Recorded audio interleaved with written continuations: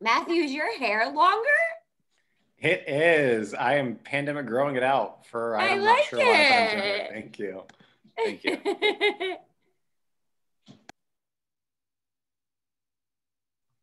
Hello, everybody. Hi, Tim. Hello. Oliva. I was off today, so I'm in a super good mood. Vacation day or some holiday? Yeah, it was my birthday yesterday, so my mom is here, so I decided to take off. Well, a slightly belated happy birthday. Thank you. Happy birthday. Thank you. Yeah, it was so nice. We've been having a nice time. She was delayed though in Newark. She had her first vaccine shot, so at least, but everybody was delayed. The airport was so packed, she had to sit on the floor. Really? Yeah, it was horrible. She's writing a letter. Good for her. Well, we use JetBlue all the time, and she called and they said like it was going to be on time, and then she was delayed almost 4 hours. Was that a weather problem? Yeah, it snowed Friday, big time. Okay. But still, with COVID, they should have, warned people. Absolutely. Yeah. She said, I've flown out of that terminal recently during COVID, and the terminal is only like 6 gates. And it's tiny. When I was there was no one there, but because of the delays, it was, right. She said, packed. She couldn't even find a seat. Really? I had heard that JetBlue was going to start flying out of Miami, but I don't think they've done it yet. Yes, she flew into Miami. But I don't think they've started yet because I went online the other day just to check it out. Did. Yeah, and I put an MIA as a departure point and it didn't come up. But only Newark and JFK. Okay, well that's fine. When I go to my brother's, why she did Newark. Right, when I go to my brother's, JFK is a good spot because there's connections to Syracuse. Yeah. I love this conversation about the new airlines at Miami International. Just so folks know, 7:03, I'm going to go ahead and start recording this meeting, unless it might actually already be recording. It is. It is. Perfect. Okay, good. I tried something new, some new thing on there where you can automatically record without having to tell it to, so because I usually forget. But in the chat, I have posted the agenda for tonight's meeting, as well as a link to our website where you can always find replays of our videos, as well as our minutes for the previous months. We have not yet been meeting quorum the past couple months, and so we have not approved our minutes from November or December, and then we obviously have January's as well. In just a few minutes, we will get started. Excuse me, and we will we'll get started here, but I'm just going to put it on mute for now.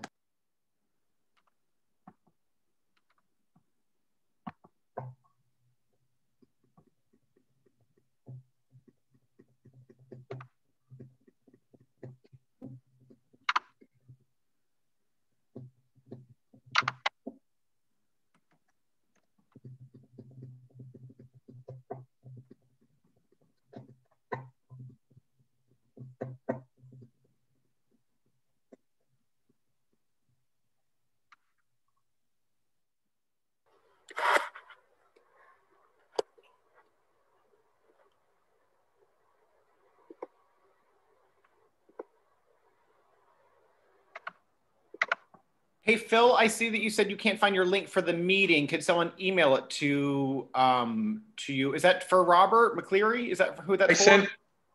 I sent, hold on. No, I'm on. Wait a minute. Bear with me. I'm at.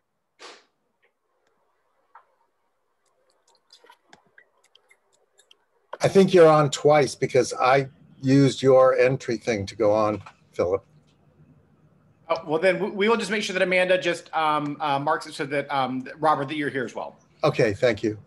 Perfect. We'll give it just one more minute and then we'll go ahead and get started. I know we've got a good group of folks here. We've got about 34 folks that are on. Robert who? McCleary. Tell me who, Robert who? McCleary. Okay. Oh, hi, Robert. Yeah.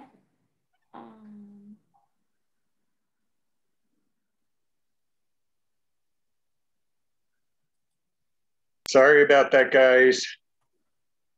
No worries at all. It happens. Got it. Got him. Thanks, Amanda. Perfect. I'm going to just. I don't know who's that you're saying hi to, Amanda? The president of the Young Democrats. Agent Delgado, president of Miami-Dade Young Dems. Thanks for joining us tonight. We appreciate it. Yes. All right, I'm going to go and post into the chat one last time, and if need be, we can always put it back through again. The agenda for tonight's meeting, as well as links to our previous minutes, which are always posted on our website. We try to post them in a timely fashion, as well as replays of our videos from our meetings, which are also on our YouTube page. I'm not sure if anybody watches them, but they're always there in case if you miss a meeting and you want to check them out. I am Matthew Land. I'm the president of the Miami Beach Democratic Club. It is 7:06 p.m. and I will call this meeting to order. Amanda Knapp, who is our outreach chair, will give us the thumbs up when we have met quorum. At whatever point in the meeting when we do meet quorum, we will start approving those minutes from the previous months.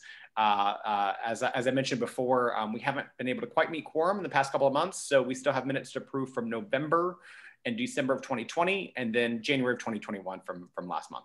I'm going to go and put everybody on mute for now. If you do need to, if there's something that you want to say or you've got a question, feel free to use the raise my hand feature. If you're dialing in from your phone, I believe it is *6 is how you can use the raise my hand feature there. And it'll pop up on the top of the participants list and we will certainly give a call on you. But we want to give deference to our speakers and be respectful of them. So please do, if you are able to, use the raise my hand feature and we will certainly do what we can to recognize you timely.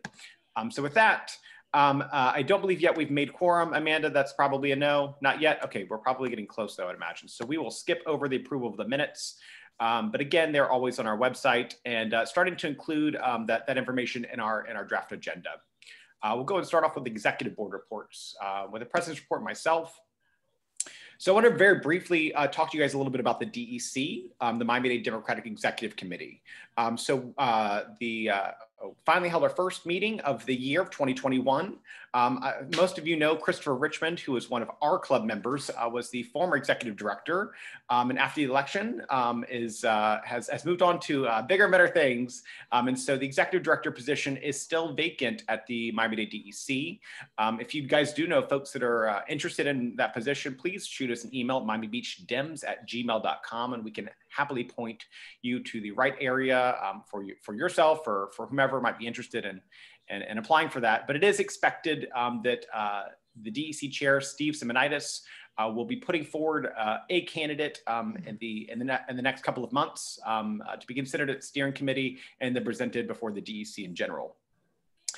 In the upcoming months, there's going to be a big focus on vote by mail and obviously voter registration as well. We certainly saw the successes of what happened in Georgia.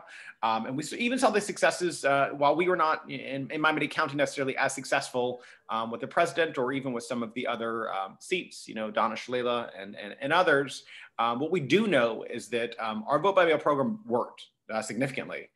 We didn't cannibalize those voters either, moving them from early voting to vote by mail or from election day to vote by mail, but we did see great numbers in vote by mail. And so how the current law works is that if you are enrolled in vote by mail, your vote by mail request only lasts for 2 general election cycles.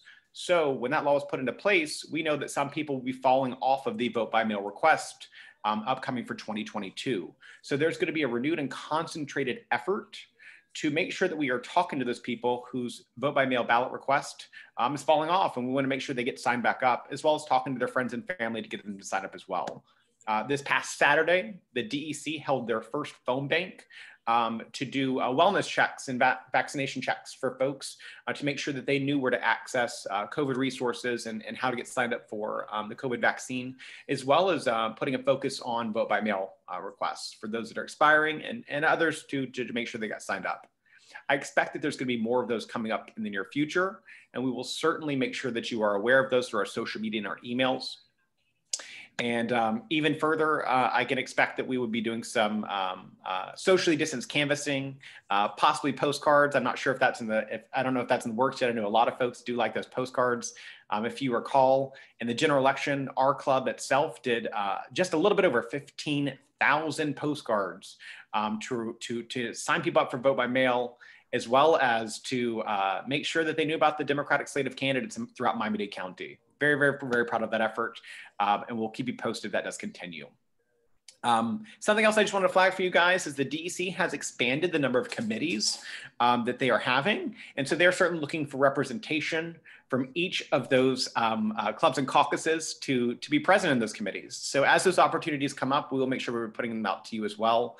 And if you do have any interest in learning more about what's going on in the DEC, how you can get involved, become a member of the DEC, you can email our main Miami Beach Democratic Club account. Steve Hawes, our communications co-chair, has put that in the chat for you. It is miamibeachdems@gmail.com. Next up, I want to just briefly touch on the legislative session. And I know that a couple of our guests, or I guess both of our guest speakers, are going to touch on this as well. Legislative session in Tallahassee starts next Tuesday. Cheryl Unger is asking, what does the DEC mean? It stands for the Democratic Executive Committee. It is the Miami-Dade Democratic Party for all intents and purposes. But its official title is the Democratic Executive Committee, or DEC for short. Some folks refer to it as a DEC too. So the legislative session starts next Tuesday, March the 2nd, and runs 60 calendar days, not business days, but full calendar days. Ends on April the 30th, which is a Friday. So, you know, we've certainly see some good legislation coming out of there. I know our very own State Representative Michael Grieco is sponsored some legislation to provide feminine hygiene products free of charge for students in schools. Our own State Senator Jason Pizzo has filed some really good legislation as well, including some legislation about state attorneys and those working the public defender's office to try to get their loans forgiven sooner. So there's some really good stuff that does happen in Tallahassee. Oftentimes, though, those Democratic bills do not get heard. So we are stuck playing defense on a lot of really, really, really bad things. The Republicans control the Florida House. They control the Florida Senate. They control the governor's mansion as well. And unfortunately, due to some Supreme Court justice retirees, they have a very much conservative majority on the Florida Supreme Court. But we are going to see some bad legislation coming out of Tallahassee. We're going to see legislation that's going to deal with voter suppression, anti-worker, anti-LGBTQ, and other legislation that will continue to advance the inequality in our state. And we will be calling upon you through social media, through emails, possibly even through our text messages as well, and asking you to reach out to our Democratic state representative and Senator Jason Pizzo and Michael Grieco. I guess that's the reverse, actually. State Senator Jason Pizzo and State Representative Michael Grieco. They're usually very, very, very good on these, but we also want to thank them for being strong and staying strong in Tallahassee. We also want to be reaching out to some of those Republicans that may not represent us here in Miami Beach, but that do represent us in Miami-Dade County, and making sure that we're holding them accountable and talking to them about why these bills are bad and why they're going to be bad for Miami-Dade County and for the residents of Miami Beach. So keep an eye out for that. Lastly, I just want to briefly kind of touch upon Miami Beach Democratic Club in 2021.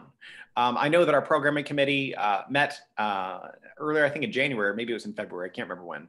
But I'm very excited about some of the work that they're going to be doing, some of the programs that's going to be coming up. I know Amanda Knapp is hard at work on our outreach committee, making sure that we have a renewed commitment to community service.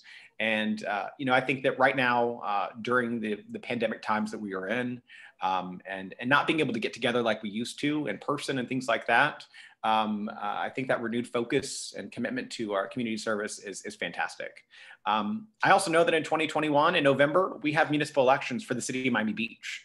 I've already been speaking to David Geller, our campaign chair, who is not able to be with us tonight, but about planning a candidate forum, similarly to what we did at the Betsy in 2019.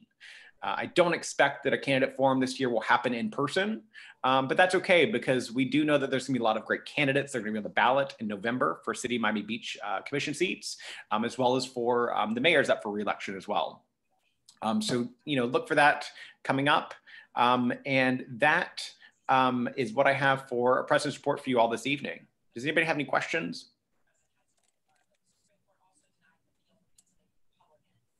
You are always free to email us at the mybeachdems@gmail.com main account, and we're always happy to find some time to talk offline or even via email, whatever's easiest for you.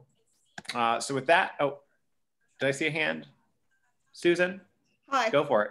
Yeah, I just wonder if sometime in the future we could have somebody come from the Democratic Party to explain to us with data why Donna Shalala lost. Sure, we can definitely do that. And kind of what to do to not have a repeat. Yeah, I think that's a great idea. And I know that I was able to sit in on the programming committee, and I'm sure Bill Warren, when he gives us his report, will be able to touch upon this a little bit more, some of the things that they have planned. But I do know that that was something that was discussed, is trying to figure out. I know a lot of us kind of felt a little helpless.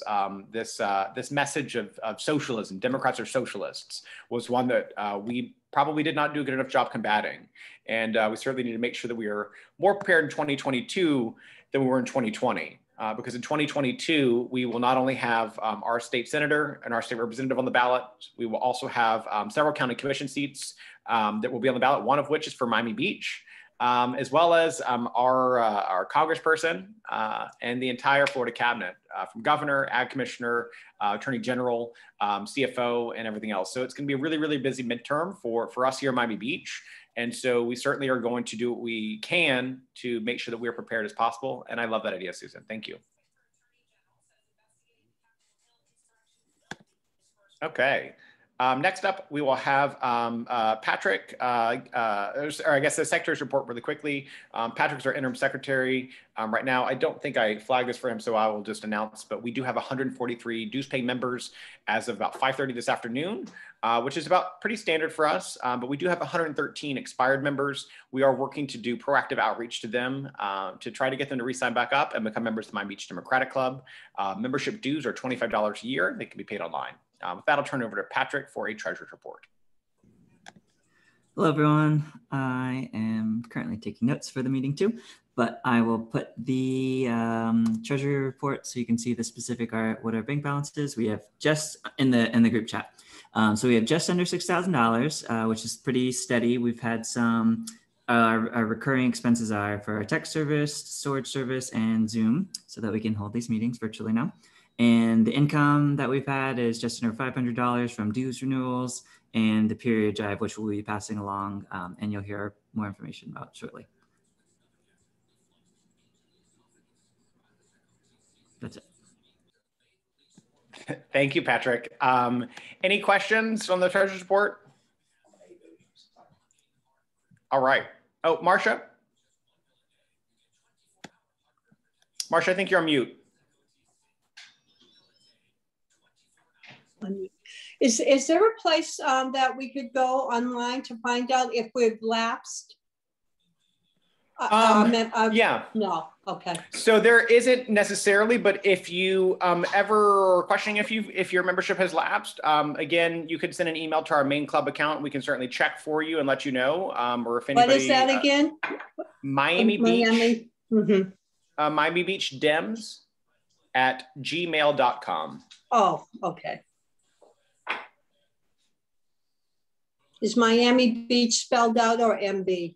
Yes, ma'am. It's all spelled out. Miami Beach Dems okay, @gmail.com. Oh. Thank you. It's also in the group chat for if you want to copy and paste it. Okay.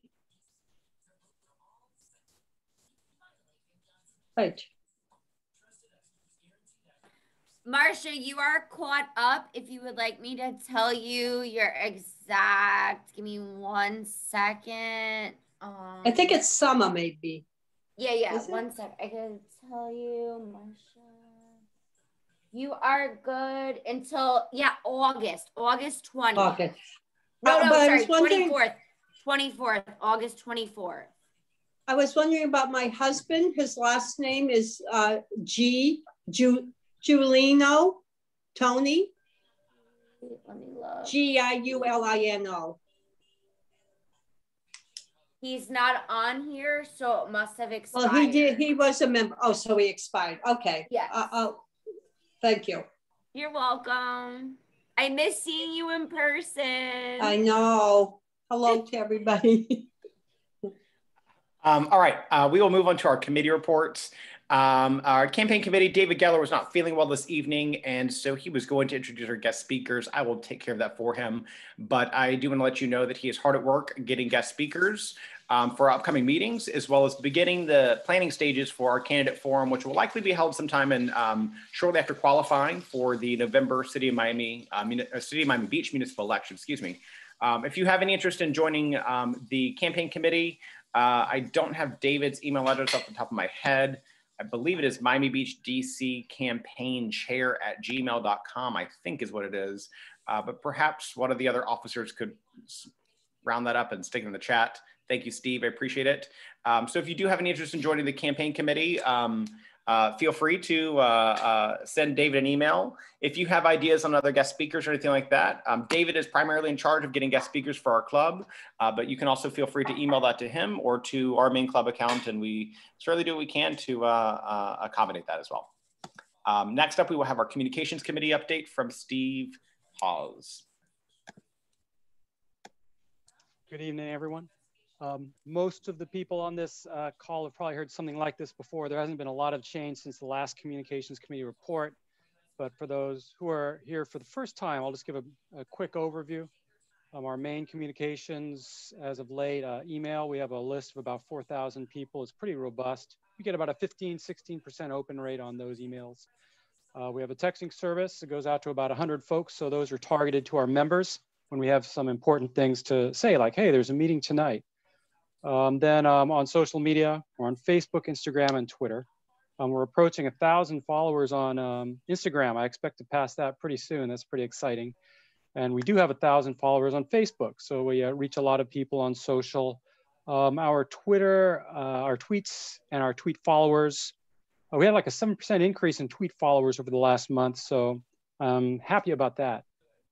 I'm going to post into our chat our various social media handles and the various other ways that you can get in touch with us.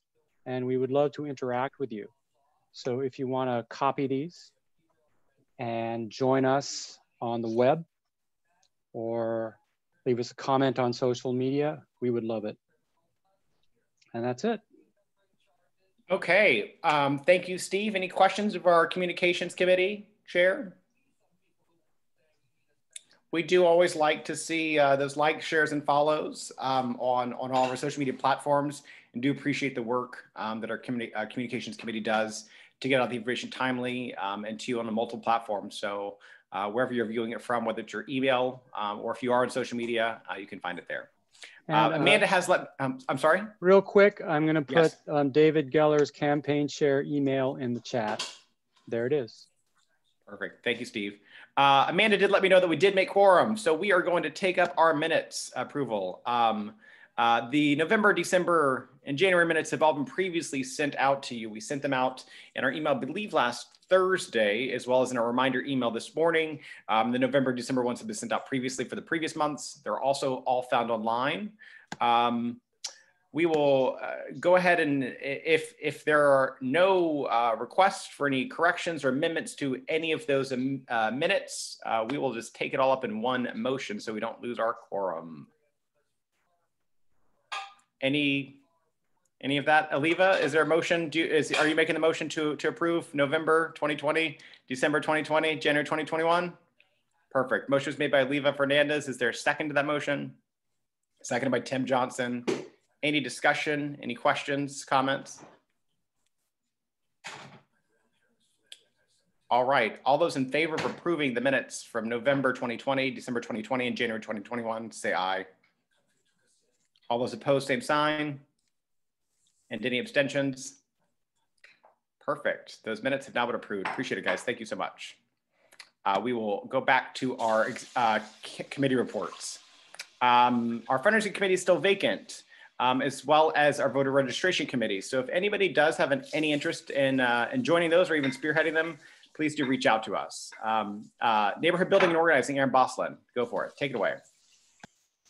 Thank you, Matthew. I am Aaron, for those I haven't met or seen in person in a while.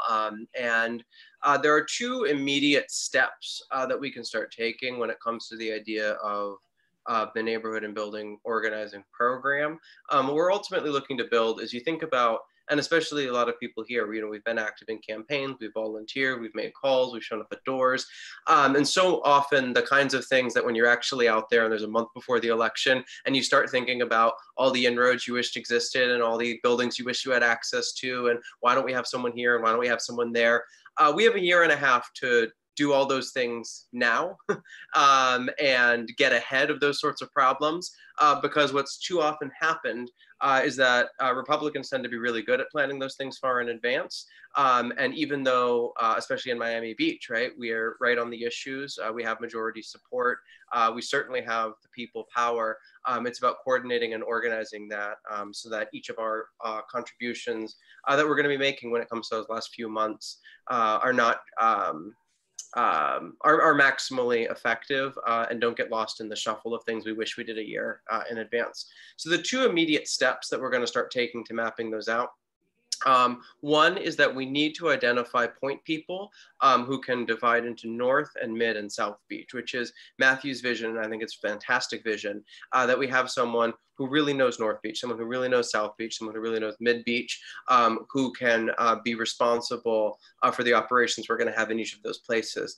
So if this idea speaks to you of really putting in the work, building that infrastructure, connecting dots, and making sure that we have a strong foundation so that we don't get surprised in some of the ways we can get surprised on election day by getting far ahead of those things. If this really speaks to you, please do reach out to me. And I'm going to be emailing the whole membership as well. So even if it's just the ideas in your head now of, oh, you know, I kind of want to see what this is about. I like the idea of putting in this time while there's still time to fix the things we want to have fixed, build the power we want to build. Do reach out and we'll start to divide into sections that are North and Mid and South Beach. And it's going to start with the people we have, right? If we get like 3 super committed people in North Beach, we'll create a certain arrangement around that. But it all starts with the right people and we'll go from there. So what assets are you bringing? What interests are you bringing?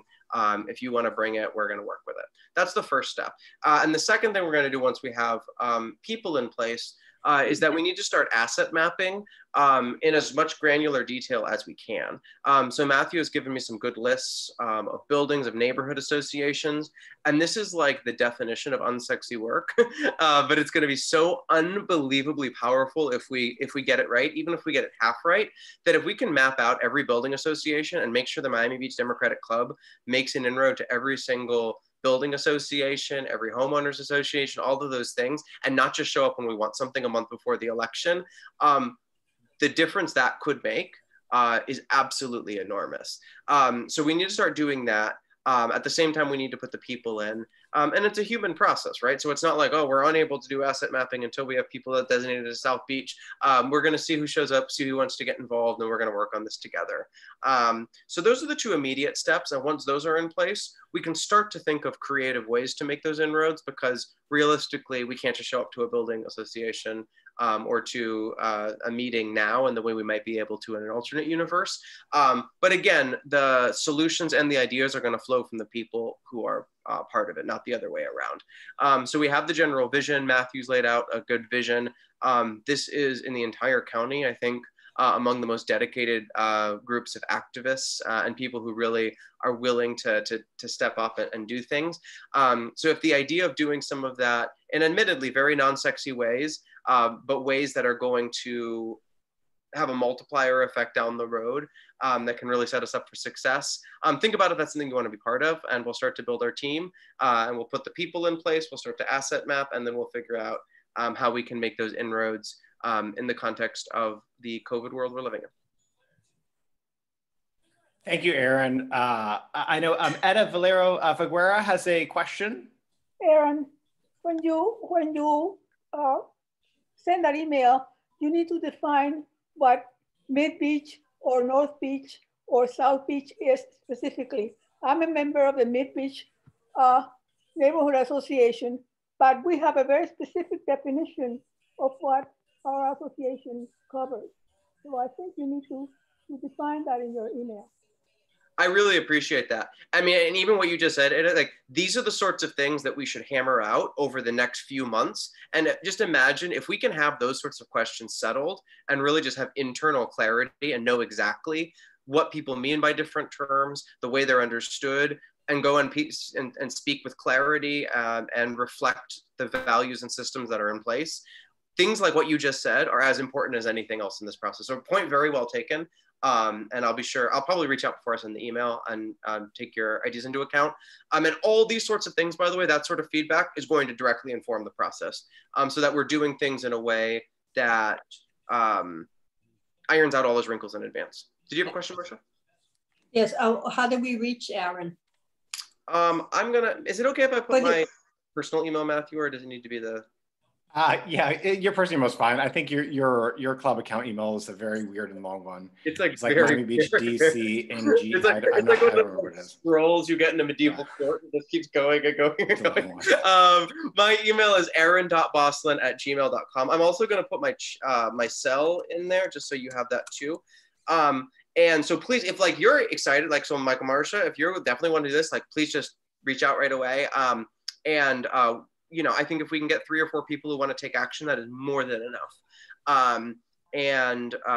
The whole idea here is that we start to iron those things out. We figure out who's ready to take the next step. And you can reach out right away or just be on the lookout for that email from me, which will either come from my personal email or the longest name in the history of emails.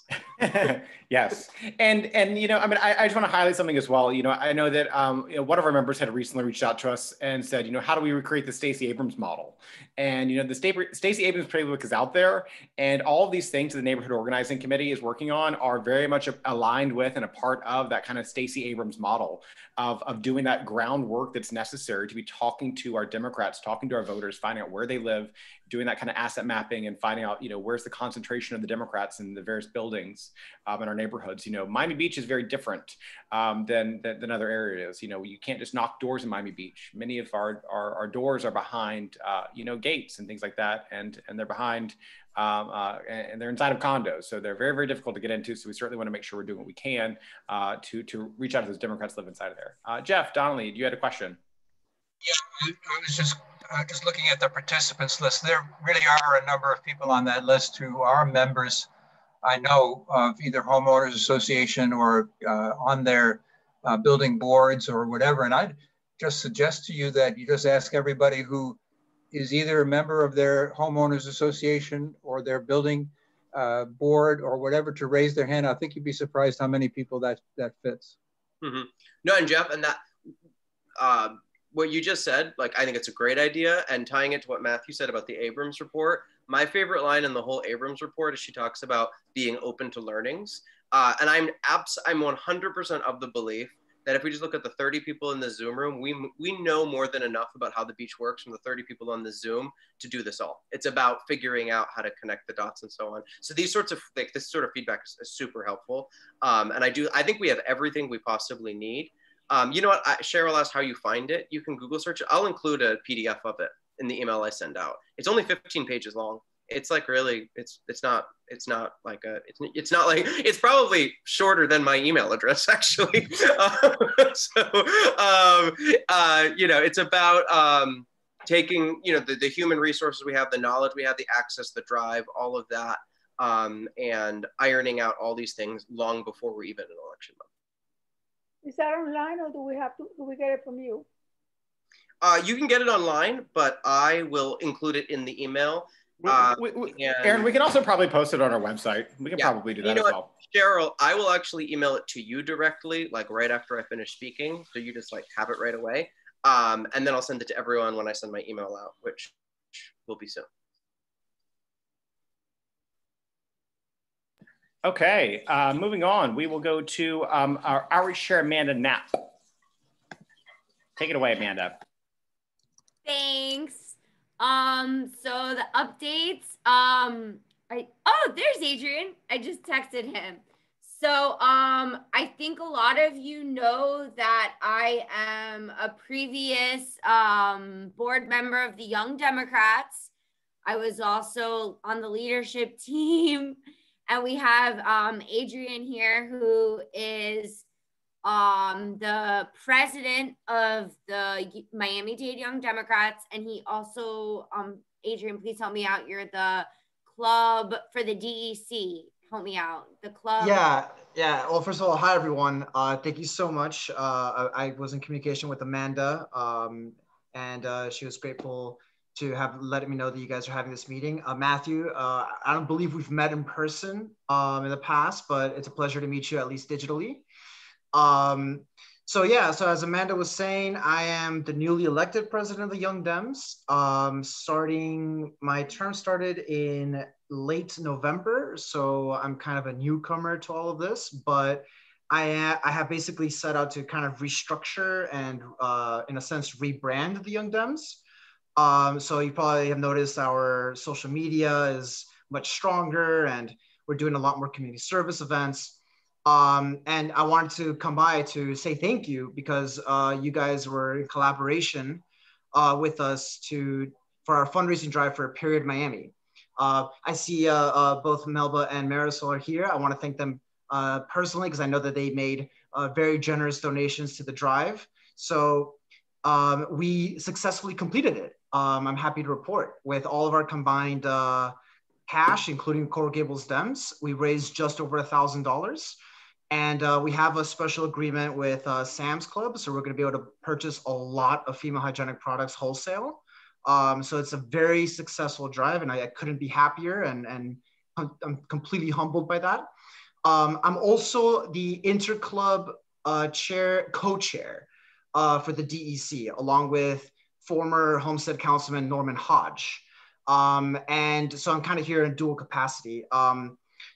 And my role as co-chair of the Interclub Council, one of the things that I'm going to be trying to do a lot more of is getting the different heads of all the clubs and caucuses, of which I'm sure you guys know there are so many. And Miami-Dade is a very difficult county to organize. When you have Aventura and Homestead in the same county, it's kind of a nightmare, frankly, to organize just in the sheer geography. But we are going to be setting out on improving internal communications between the DEC and all the clubs and caucuses, because we do think it's important that the first thing is communication, right? It's one of the few things that it's such a basic thing, but it is fundamental to any kind of organizing, right? So I'm going to drop some of my information into the chat. If you guys want to connect with me directly, I'd be more than happy to do that. Otherwise, Amanda, please continue. Yeah, so we've partnered with the Young Dems, who means so much to me. It got me to where I am, and we're helping them with the period drive. I know it sounds a little funny, but let's all be honest, we're women. So yeah, they are in 2020, they distributed over 5 million female hygiene products to women. So as a woman, I said to my mom today, I can't imagine not being able to have female hygiene products. I didn't even know that it was a thing. So for the Young Dems to be doing this for women in Miami is just so important. So if anybody can donate, us as a club, we're at $90, and the Young Dems are at about $1,000. But like Adrian said, they're going to go to Sam's Club and buy, a wholesale unit. So if anybody can do it, you can go to our website, you can do $10, and I'll tell you $10 will last on normally a month. So that at least puts someone okay for a month. And during these times, it's so important.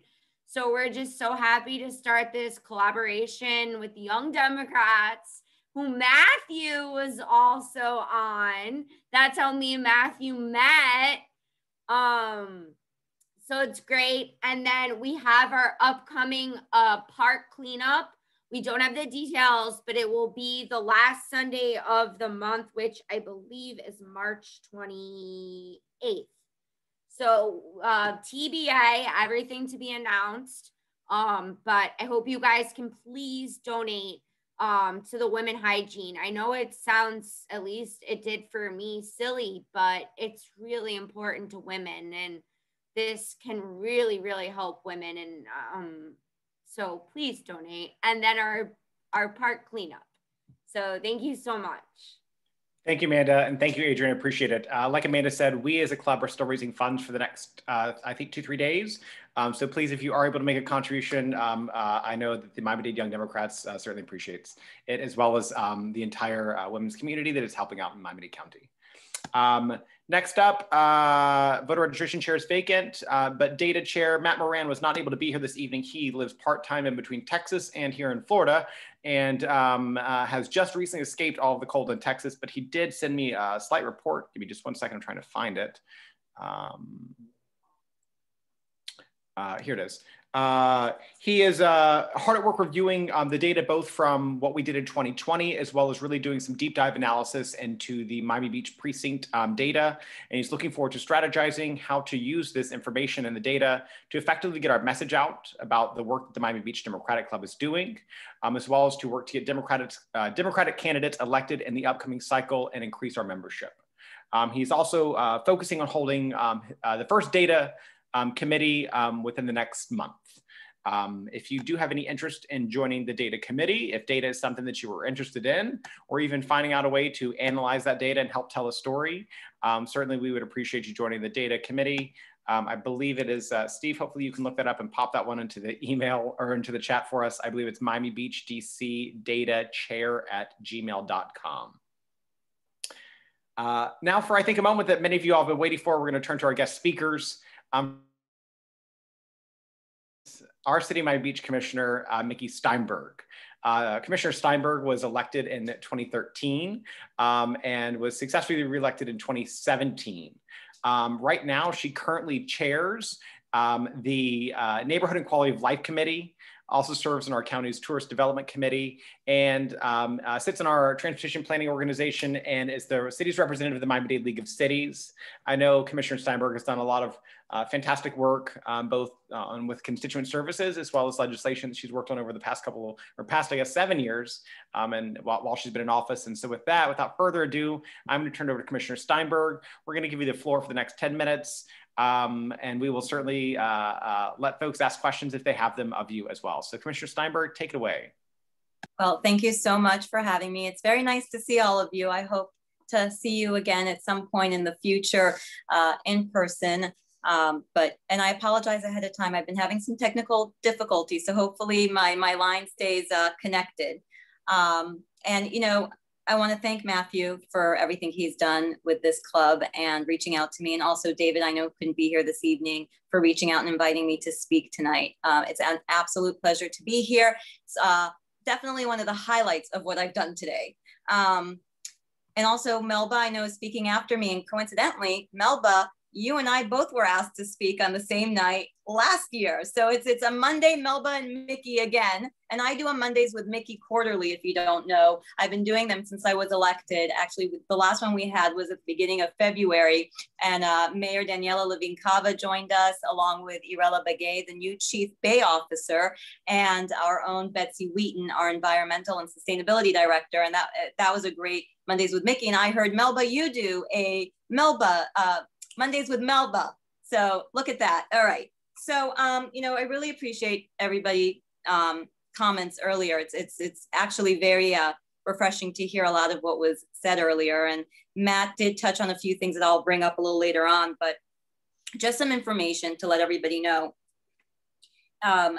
You know, there are, you know, in the north end of Miami Beach, for instance, there is something I worked on with the 63rd Street Bridge that used to go up and down constantly. That bridge has restrictions on them, but we're seeing a lot more activity. And part of that is because as many people try to find outdoor recreation right now, especially during this pandemic, it seems we're seeing an increase in charter vessels and party boats on our waters. My office has received numerous complaints, noise emanating from the vessels and things of that nature. And our Miami Beach Police Department is working in partnership with the United States Coast Guard to combat the illegal charter vessels. However, I still think it's an important discussion because I wanted to find additional steps to curb the bad behavior with either legislative action and or enforcement. So it actually will be discussed at our next committee meeting next month at the Neighborhoods and Quality of Life Committee to find ways, because we are seeing the parties moving to the ocean, to the waterways, to the bay. And also in terms of the bridge, I am also working with the Coast Guard to try to work on some maybe modest restrictions on the Venetian Causeway bridges, on the East Bascule Bridge, because we're seeing a lot of activity there as well to try to help, at least for that quality of life for our pedestrians or bicyclists and for our vehicular traffic as well.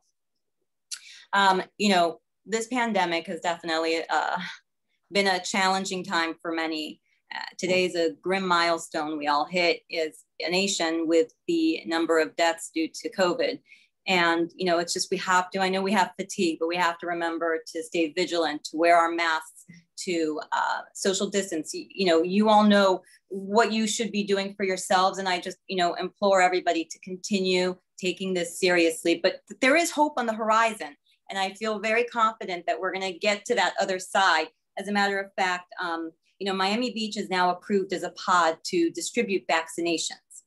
And it's very important because our fire chief had the foresight back before the holidays to rent a special commercialized freezer to get everything ready, the infrastructure in place so that we could store our own vaccines should there be a need. And clearly there's a need. And so we were approved as a pod. We have to follow the state mandate and the guidelines. Anybody 65 years of age or older is eligible. We have a very limited supply. You know, we're just a municipality, not a big distributor, but we want to do our part. We have been going to vulnerable areas in our city, to homebound seniors. But I just want to let everybody know, and I'll send the information to Matthew. Unfortunately, I can't type in the chat while I'm using this device, but if anybody that you know, 65 years or older, who is eligible, who hasn't gotten a vaccine yet, and who would like to get the vaccine, while we have a limited supply, there is a phone number directly to Miami Beach that you can call to request an appointment. Now, this was released earlier today. I don't know if that number, how many are available now, but the number is 305-604-4255. And so I will send that information to Matt, and he can send it to all of you and put in, oh, thank you. That was very fast. 305-604-4255. And I think it's important to remind people that the vaccination is an important tool in our toolbox to help us all get through this. And so that, you know, covers what we're doing as a city, and we're trying to partner and do more, but, you know, we are limited. So we need to all work together. And so I encourage you to do that. You know, also during this pandemic, we have worked, you know, I've advocated for a lot of the things with our schools, and, you know, we're continuing the same level of service as we did before with our enhancements at our feeder pattern local schools. And one of those things actually is an initiative that I helped champion a while ago, which is expanding our initiative to have more mental and behavioral specialists at the schools. And now more than ever, we're seeing a lot of the youth taking advantage of that, and their families taking advantage of that, because you have a situation where you have some children who are actually in school in person with masks and guidelines, and some who are still learning remote, who haven't been around their friends in quite a while. And so we wanted to provide that service for those families. And speaking of which, I'm very happy and proud. We have an amazing Miami Beach Youth Commission. I don't know if you've heard of them. They're fantastic, wonderful, wonderful group of high schoolers. And they have created something called the MB History Series. And it's to inform youth residents on the contributions of Black, Jewish, Hispanic, and LGBTQ+ community members. And it was approved at our December commission meeting. And they're having their first event that's coming up.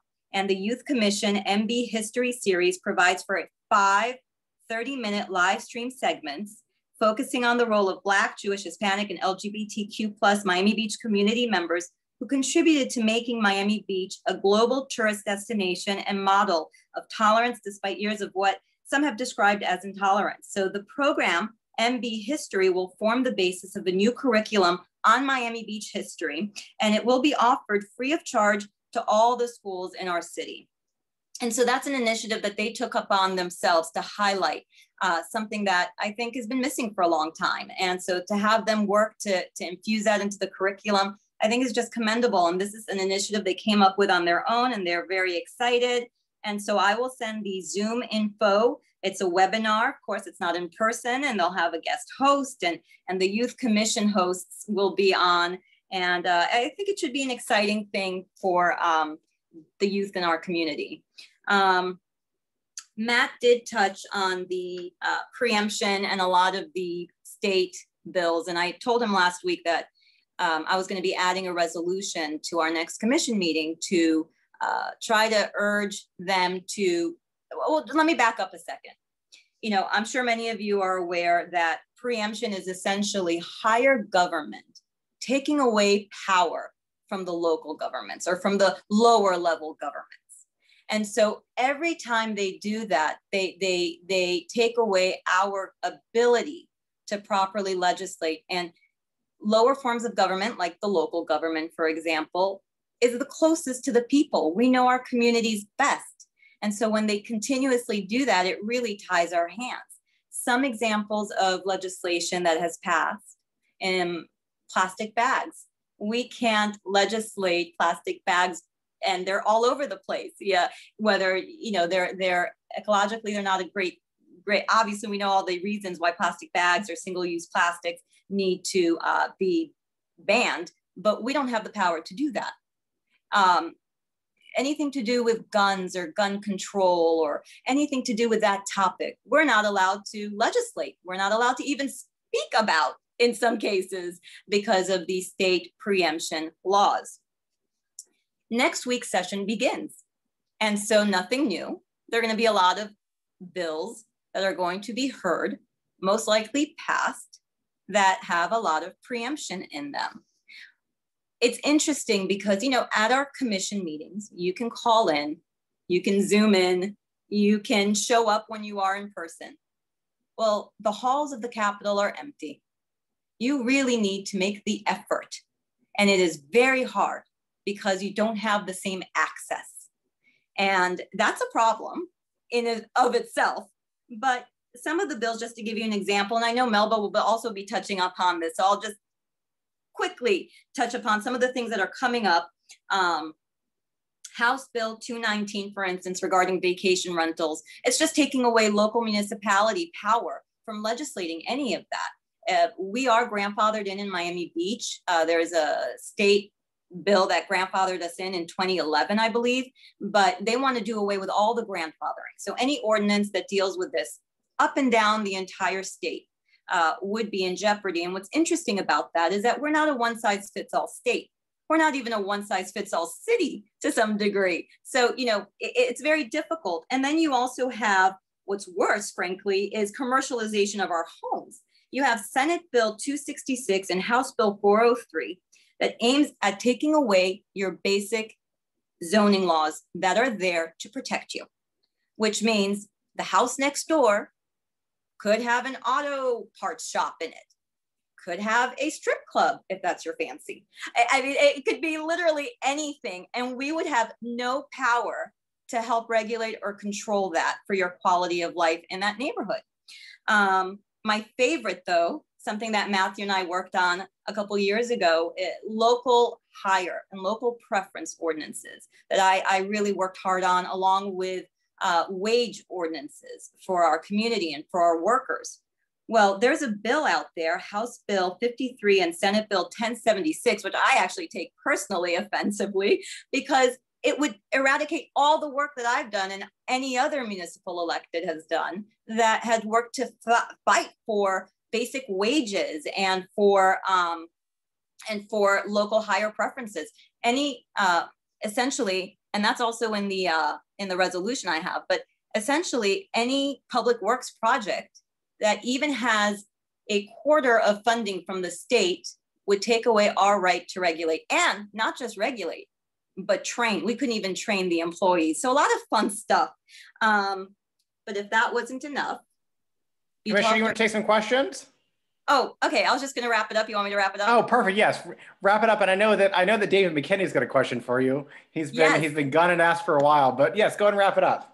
Okay, so the last bill that you should watch out for is the voter suppression bill, which I believe is Senate Bill 90, which you were talking earlier about the early voting, the absentee voting. Well, the absentee voting is something that I'm so proud. Vote by mail. Vote by mail is something I'm so proud that everybody really stepped up and did.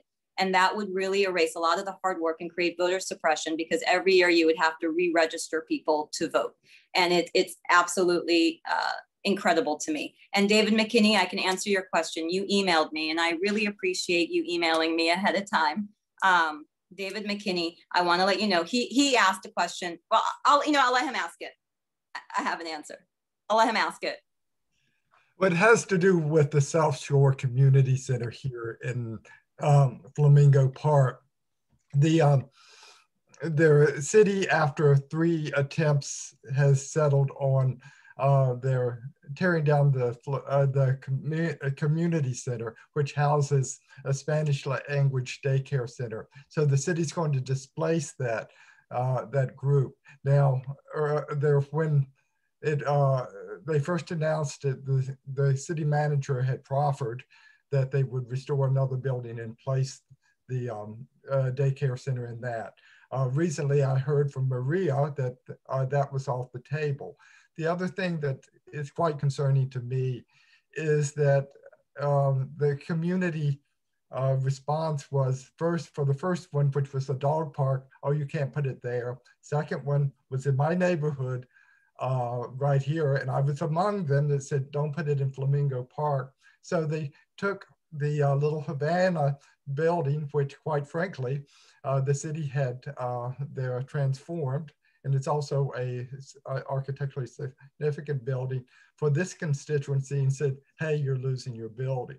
So my concern with Mickey is that no harm comes to that child care center, that you find at least something that is as good as they have now. So David, first of all, thank you so much for emailing me. He gave me full fair warning that he was going to ask this. And so I appreciate it. And I did some due diligence, and you're right. They have to come up with a better option. They haven't really finalized any option. And when I spoke to Maria, they said it would be, it's another 1.5 to 2 years away. But I said, you know what? I don't want to have to deal with this on the back end of something. We need to deal with it now and figure out what we're going to do, because it is such a vital part of our community. Daycare centers are a vital role of helping parents put their children in daycare so that the economy can remain open. I mean, this is something that's so important on so many levels. So I'm adding this item next month to the March Commission meeting so that we can have a discussion, so that we can once and for all figure out the direction of where we're going to put this child care center, so that they can't wait till the last minute when, well, it's too late now. I want to talk about it on the front end before any finalization of any plan. So I'll be adding that, and I hope you call in so you can advocate for your preference, and then we can have a robust conversation about it and hopefully give some good policy direction as to where it should go. I really appreciate this more than I can tell you. I very much do. Yeah, no, of course. It's an important issue, and I appreciate it. One other thing Matt touched on was that we are going to be having elections in 2021. It's going to be here before you know it. I would love to see a woman. If you know anybody, I'm the last woman on that commission. So while I appreciate all the men I serve with, they're wonderful, but it would be great to have a woman as well. So if you happen to know anybody who may be interested, I would love, have them call, the city and fill out a form and get involved. And better yet, there are other ways we can have people get involved. And that is by getting involved in our civic boards that we have. And those lists are on our website. And I hope all of you get involved. Thank you, Commissioner. Are there any other questions for Commissioner Mickey Steinberg? You can raise your hand physically or use the raise my hand feature. Me. The birthday girl. Go for it. I just want to say thank you so much for being a strong woman in our community. I've been here almost 11 years, and it really upset me at the last election when it's just always white men. We really need minorities and women. So thank you so much, commissioners. Thank you so much. Anything else for Commissioner Mickey Steinberg? I'll be back. I can come back and speak at another time. Thank you so much for having me. Thank you, Commissioner. We appreciate it. Thank you. Thank you. And my ring light blinds me, and I missed this on the agenda. My sincere apologies to our program chair, Bill Warren, to give us a brief program committee update, and followed by the esteemed Melba Pearson. Bill, go for it. Take it away. No harm done. And I got a big mind brief because I am standing between you and Melba Pearson. So I know that you all want me to be quick. Yeah. No, I not much to report tonight. It's just that, the program committee, we have met. We got some ideas on the table that we want to have an event this quarter. We do have some ideas that we are working on. Sue, we're not quite working on the topic that you brought up, but that's a great topic. And I would like to spend some time with Matt and the data person, because I think that would be a good project for us to collaborate on, the program committee and the data committee, to come up with the idea come up with something to present along that line that Sue presented earlier.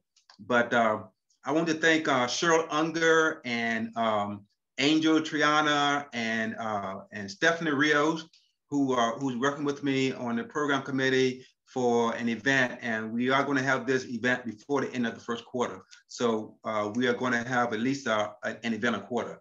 So hopefully you'll be getting some information, maybe no later than the next meeting, about more information on the details of the event that we want to hold.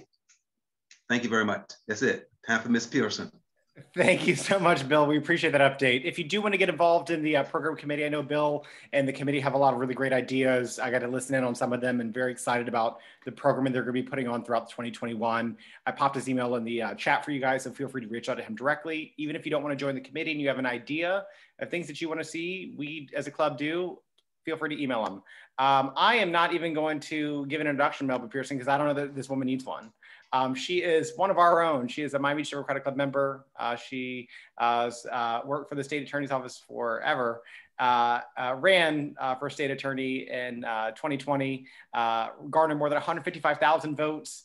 It's fantastic. She's now with FIU as the administrator of social justice, I believe that it's called. I probably completely butchered your title, Melba. I'm gonna let you take it away. Go for it. You got about 10 minutes, and we'll take some questions of Ms. Melba Pearson as well.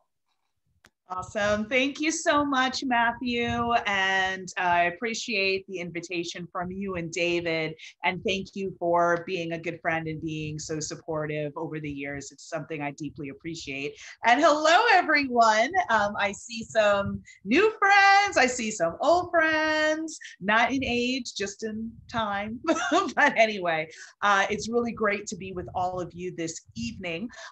So yeah, a little update, right? So last year I did a thing. I ran for state attorney. 2020 being the year that crushed a few hopes and dreams. Things definitely took a different turn, but I learned a lot of lessons along the way that I was able to help apply for the general election in trying to help some other candidates get elected, as well as working with folks who are kind of thinking through that pivot to public service, whether for 2022 or 2024. So that's sort of been my lane right now. So as Matthew was alluding to, I am now the Director of Policy and Programs for the Center for the Administration of Justice that's housed at FIU. My focus, I am a co-manager of a $3.7 million grant from the MacArthur Foundation, where we focus on data in prosecution. So using data and creating prosecutorial dashboards to be able to be transparent. So in other words, it's giving elected prosecutors the tool to be able to be transparent transparent and tell the communities that they serve about how justice is being administered. Is it being done in a fair and equitable manner? It's a way to measure racial disparities, measure whether or not an office is performing well, not in terms of convictions and how many convictions you've gotten, but how many people you've helped, and making sure that the community is better off from the work as opposed to being harmed. So that's been my focus. We've been working with different offices around the country, working on bringing the work internationally, definitely doing some work in Broward County and possibly in the Orlando area with the 2 elected state attorneys up there. So that's been my focus, but I'm also still doing, as Mickey mentioned, Mondays with Melba, which is every Monday at 6 p.m. on Facebook Live. I pick a different topic every week. This past month was all about Black History Month and really uplifting voices of different activists and trailblazers in American history that were African American, and a lot of times unsung heroes. Today I talked about Bayard Rustin, who was one of the unsung heroes of the civil rights movement, mostly because he was gay and mostly because of homophobia. But he was one of the architects of the March on Washington, as well as a number of other major organizing events in the civil rights movement over the course of his life. So that's kind of what I do. The next one will be, of course, next Monday at 6 p.m., where I'll be talking about legislative session.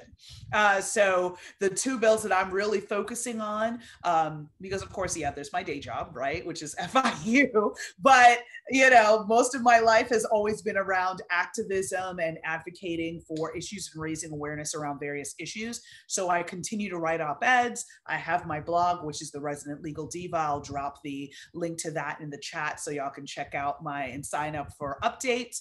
But I also keep a very close eye on what's happening in the legislature. So the 2 bills that I definitely want to highlight with regards to action that needs to be taken is House Bill 1/Senate Bill 484. That is the quote unquote anti-mob bill combating disorder, where there is no disorder. Okay, so the premise of the bill is that, oh my gosh, you know, look at all the riot that happened, the attempted coup that happened in DC, you know, we got to make sure that doesn't happen here. So that's why it's a good time to introduce that bill. What people forget, and I encourage all of y'all, don't catch amnesia. What people forget is that back this summer, when we were having the social justice protests around the murders of George Floyd, the murder of Breonna Taylor, and the murder of Ahmaud Arbery, and we had people all around the country from all different faiths, creeds, racial backgrounds, economic backgrounds, marching in the street together, demanding for justice and accountability. It was just at that time that Governor DeSantis announced that it's time to crack down on protests. And he did a little float and proposed a very egregious bill. And now that it's been pared down, it's like, well, see, it's not as bad as the first thing, so this one should pass, right? Well, it's very problematic because, number one, as Mickey alluded to, it attacks home rule. So it takes away the ability of cities and municipalities and counties to take money away from the police budgets. Now, this is not to say, you know, of course, there's a whole debate around defund the police. Is that the right thing to do? That's a whole separate discussion. But the reality is the voters elected their mayor, their city council, their commissioners, because they are aligned with their values. Therefore, by stripping the power that these bodies have to be able to be good stewards of the taxpayers' dollars to make the decisions that best impact their communities, by stripping away the power, they're stripping away home rule. And if they do this, what's to stop them with the next thing and the next thing, until basically everything is legislated out of Tallahassee and local governments have no power whatsoever? It's a slippery slope. So, you know, if a city wants to take money away from their police budget, they basically have to explain to Tallahassee why and prove that there's no other source of dollars other than taking it from the police budget, which is problematic. Also, it allows for people to be held no bond if they're arrested on related protest charges. No bond. So, former prosecutor, okay, people that used to get no bond, committed a homicide, committed an armed robbery with a firearm, carjacking. I mean, even if you commit a sexual assault, horrible as it is, you generally do get a bond, right?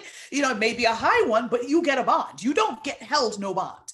So to hold someone who has been protesting no bond and all the collateral consequences that come with it, meaning you're in custody. If you can't come up with the 10% to give a bonds person, you're stuck in custody until a hearing is held, which means you can lose your job, you can lose your housing, your family can end up on the street, all of that over a protest. Okay, so that's problematic. The third problematic thing is that it gives civil protection if you run over a protester. So think about Heather Heyer, the young lady who lost her life in Charlottesville. She was run over by a white extremist because she was raising her voice against the Unite the Right rally, right? So the way that it would work if this bill were to pass, the person who ran over Heather Heyer would still face criminal liability. So attempted murder, whatever the case may be. In her instance, it was murder.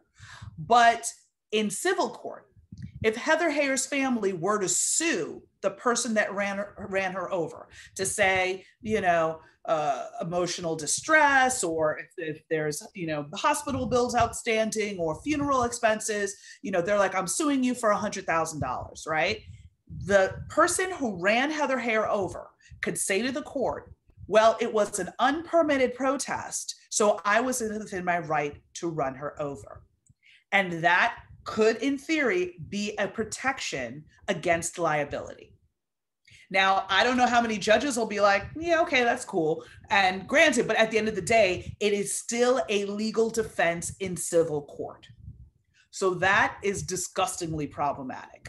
So, I mean, those are like the three like highlights, but there's a ton of other problems with it. I could sit here all night. I could sit here for an hour and talk about it. So, but I'm not going to. So, you know, but definitely if you want to know more information about it, feel free to email me. Feel free to tune into my next Facebook Live next week at 6 p.m. You know, where I'm going to talk about that. And then the last bill, which Mickey already touched on, was Senate Bill 90, which of course disenfranchises people and would force you to register to vote by mail every single election cycle, as opposed to how it is right now, which one registration is good for 2 electoral cycles. So in other words, I signed up to vote by mail for the presidential primary in 2020. So I was good for 2020 and I'm good again in 2022. And then I would have to reapply in 2024. What this bill proposes to do is to take all of that away. And anytime an election comes up, you now need to re-register to vote by mail. It's a way of disenfranchising people because at the end of the day, the Republicans could not win fair and square just on their messaging and their plan and their platform. So they figure they'll just take away everybody's right to vote. So there you have it. So, you know, moving forward, I'm still going to stay very active with regards to legislative issues, criminal justice issues, and civil rights issues. Very focused on what's happening here locally, but of course, keeping that in the context of what's happening nationally, since now I have a better vantage point due to my work and hearing and uplifting some of the great restorative justice tactics and other great programs that other elected prosecutors are doing across the country. The unasked question that I know is going to be asked, am I running again in 2024? The honest to God answer is I don't know. It was definitely a harrowing and grueling experience. And so honestly, a root canal, I don't know. It was tough. Like, you know, people think like, oh yeah, just run, it's no big deal, whatever. No. Like, between the dialing for dollars where you're begging every day for money, and then on top of that, you've got to, you know, be out there and engage. And I'm not one who's going to engage from, you know, a fancy place. I'm all out there knocking doors, being with the people, right? Like, I feel like you need to be, as an elected, need to be accessible to your constituents and not sit in an ivory tower and be ghost, right? So if you're going to take a really active approach, it literally takes everything out of you. So, you know, there's a lot to consider. And then I also, quite bluntly, want to see what the Democratic Party does in 2022. I want to see what happens with retiring Rubio. I want to see about getting D. Satan out of the office, and that's right, I said it. I want to see that happen, right? My concern is that, unfortunately, and I'll just be super blunt because it is what it is, and I'm a card-carrying Democrat. That's been my party since birth, so it is what it is. But you know, unfortunately, I think the consultant class is kind of running things, and the party is not listening to the organizers, to the people that are on the ground, to the people who are doing the work day to day, and kind of just hang out in theory. I'm hoping that that's going to change with new leadership and the shellacking that we got last year, which was unnecessary and unacceptable. But hopefully that there'll be some reflection and really center the voices of Black and brown organizers who it always falls to them 6 weeks before the election to suddenly move miracles and bring in a whole bunch of votes, right? When the reality is we've got to be doing civic education 365 days a year, not in election years, but all the darn time, right? We got shellacked because people really believed the socialism narrative. We did not do enough to combat it. We did not have enough Spanish language surrogates, you know, on Spanish media where the folks are living, the older folks that listen, like, you know, I'm descendant of Caribbean immigrants. Talk radio, Caribbean talk radio was on every day, all day. And my understanding is that our Spanish brothers, sisters, and friends are all on Spanish radio all day. So if we're not there combating the narrative, if we're not there dealing with the fact that many people come to this country and didn't grow up, don't understand the Constitution, don't understand how bills become law, don't understand the powers of the different offices. So they're assuming, based on their life experience, and rightfully so, that, oh, everybody's bought and paid for, or, coming from their experience with socialism and all of that, that can't happen here. Like literally there's infrastructure in place where the government is not going to seize an entire neighborhood, right? Yeah, there's eminent domain, but generally the government is not going to come seize your property. Biden's not going to come take your guns, right? Like these things, like Obama was president for 8 years. I've yet to meet anybody who lost their gun as a result, okay? So the fact of the matter is we need to be doing more to combat these narratives, but not waiting before election day, because then it's too late. We have to be doing that day to day. So that's just something that I would impart as part of my experience to all of you, to definitely, as you think through programming, make sure that you're doing the basic civics. Don't assume that everybody understands what these offices do, what it means, and make sure that we're not just doing the echo chamber talking to each other, but mindfully engaging the community and even the kind of independent folks, right? You can peel them off on certain issues, as we saw with minimum wage passing handily as a ballot initiative, yet our Democratic candidates losing up and down the ballot. So, again, if you find the right issues, you're able to bring people in, and there's more that we have in common than we have that separates us. So I'll leave it there, and I'm happy to answer any questions. Malva, you are always very, very, very inspiring. Thank you for doing the deeper dive into House Bill 1 and to Senate Bill 90. I know that those are both going to be very, very, very detrimental to all of us. I know personally, I worry about things like, what does the Souls to the Poll rally look like under House Bill 1? And what if somebody causes harm during that Souls to the Poll rally? All those people are now wrapped up in that. Those are things that I think about as somebody who is a political director for a union. I think about things like handing out, leaflets at an anti-union job site, right? And how do we fit into that mix? I know that all of us are thinking about how do we gather to exercise our First Amendment rights, and if things go wrong, we are now inadvertently wrapped up in that and now felons. Like, that's not okay. Anyway, sorry, I won't go on and on. Does anybody have any questions for Melba? If so, feel free to use the raise my hand feature or physically raise your hand. Marsha, you've got a question?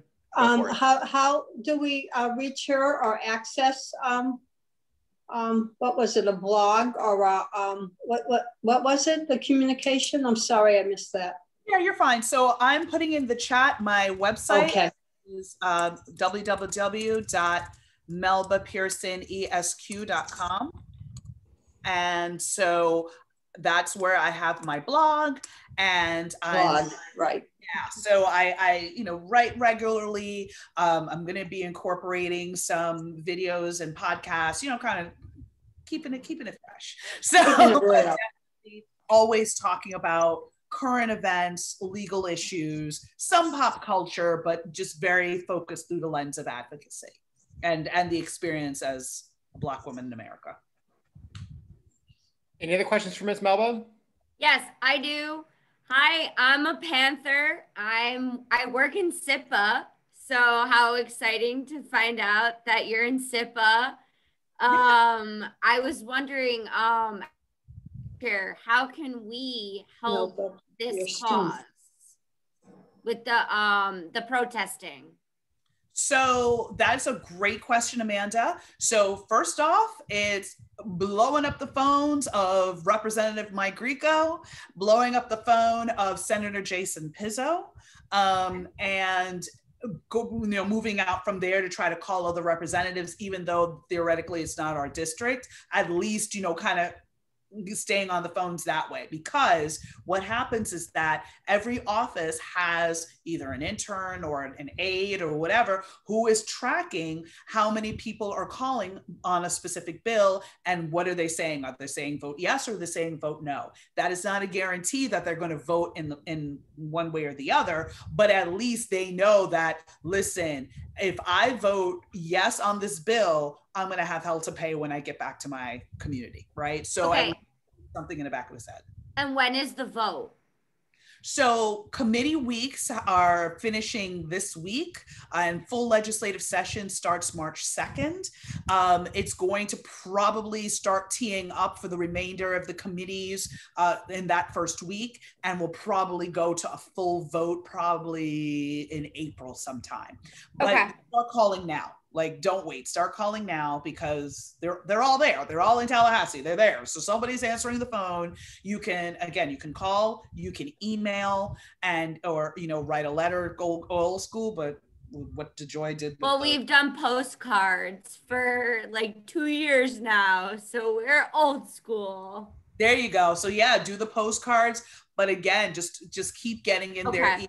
Don't stop. Yeah, and we will certainly be sure that as relevant, either Miami Beach representatives in Tallahassee, Grieco and Pizzo on those committees, that it's coming before. We'll be sure to push things out via social media, as well as any other relevant Miami-Dade Republicans. It is tough because if you don't live in the district, you're kind of letting them know your thoughts on the bills isn't necessarily weighted as heavily, because they do oftentimes check, what's your address, make sure you live in the district. And if you don't live in the district, they may not record that response, because they want to make sure they're hearing from their constituents, not just Miami-Dade folks and things like that. We will be pushing that information out there to everyone. Yes, Etta. How many times you call? Do they keep track of how many times you call?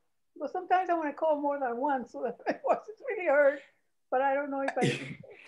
I mean, I think it varies from office to office in Melba. I mean, you probably know this as well. It's, like Melba said, you've got somebody sitting there that is taking down the person's name, taking down the person's address, and recording the response on that piece of legislation. So they may very well cross-reference and see like, oh, you called 16 times, and so they're going to record one response. I mean, I think it really depends on how that office is run, though. Okay. But also keep in mind that, there's like the committee vote and then there's the full vote, you know what I'm saying? So there's different stages. So if you called once during the, before they ended up voting during the committee, that's different than you calling right before the floor vote of the House or right before the floor vote of the Senate. You know what I mean? So even though they'll see it's repeat, if it's in different phases or different stages, it can still count. I think Joyce has a question. All right, Joyce Zaritsky, you're going to be our last question then for Miss Melba, because I know she could take questions from all of us all night long. Go for it. Joyce, you're on mute.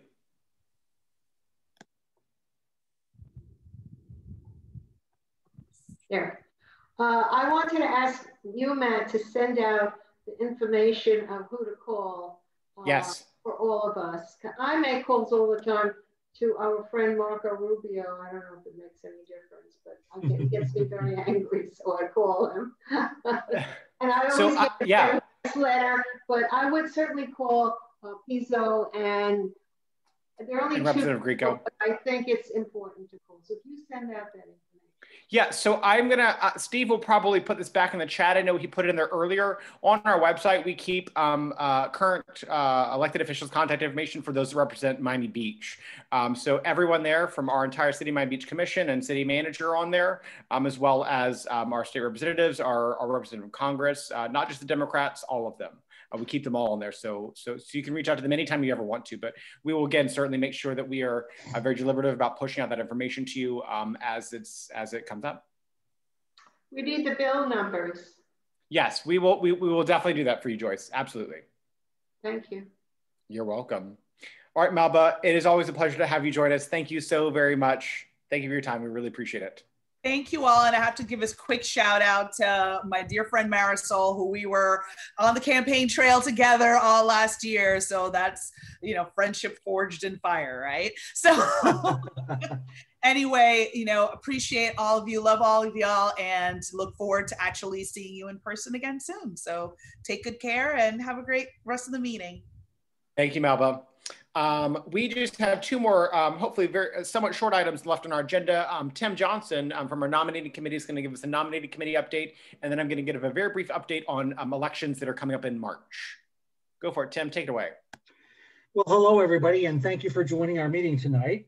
First of all, I'd like to say thank you to the other representatives of the committee, Patrick, Tim, Susan, and Aaron, and thank you for joining us in our deliberation. Excuse me.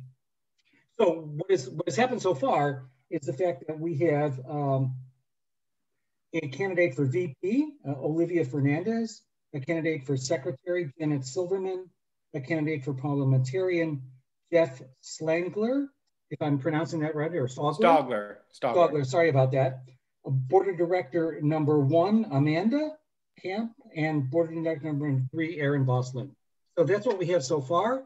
And keep in mind that we are accepting nominations and will accept nominations from the floor when we meet as our general session meeting on March 15th. And that's what we have so far. And thank you everybody for stepping up to the plate. And just to clarify quick, we'll send out everyone's little blurbs about their running from candidacy. And I think Amanda and Oliva might have switched positions that they're running for, but we'll make everything official, and we look forward to everyone participating. Yeah, thanks for updating that. And everybody, we'll get a brief bio from everybody going forward. Yes. And if anyone, you know, happens to want to run from the floor, you're more than welcome to as well. Yes, so I want to just very quickly thank the nominating committee for their work. Our bylaws state that our nominating committee has to meet and put forward at least one name for each one of the offices that are up for elections in March 15th for our elections. So that's Vice President, Secretary, Parliamentarian, and then board seats 1 and 3. So with that, are there any other additional nominations from the floor for running for those seats? All right. If not, we will again take nominations at our March elections. I will just briefly, very briefly touch upon that. We will, March 15th is our next board meeting. Our next general membership meeting. I expect that we will probably have just a very short agenda, try to do some very brief updates with committees and treasurer's reports and things like that as necessary. And then from there, we'll go into our board of director elections.